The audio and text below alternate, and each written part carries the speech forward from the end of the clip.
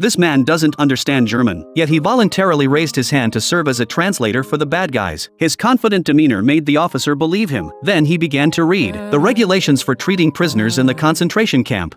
Alles hören, ich sage das nur einmal. Comincia il gioco, chi c'è, chi non c'è non c'è. Ihr seid nur aus einem einzigen Grund in dieses Lager transportiert worden? Si vince a 1000 punti, il primo classificato vince un carro armato, vero? Um zu arbeiten. Beato lui. 3 Grundregeln solltet ihr nie vergessen. Erstens, versuche nicht zu fliehen.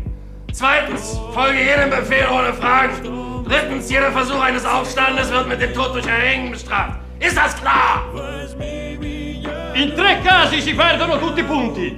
Li perdono. 1. Quelli che si mettono a piangere. 2. Quelli che vogliono vedere la mamma. 3.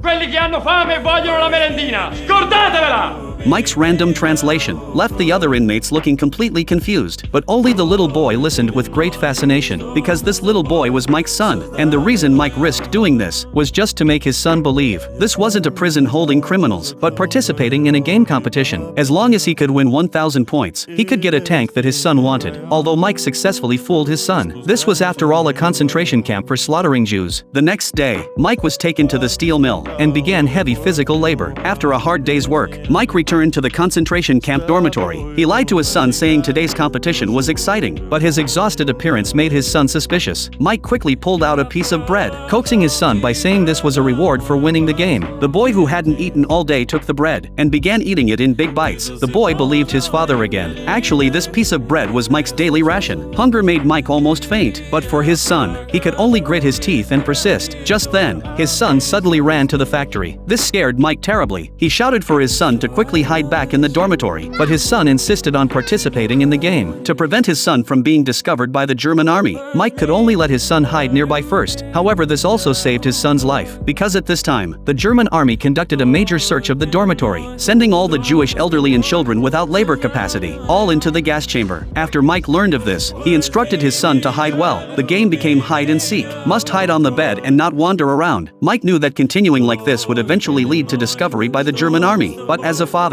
he could only try his best to protect his son. But soon things took a turn.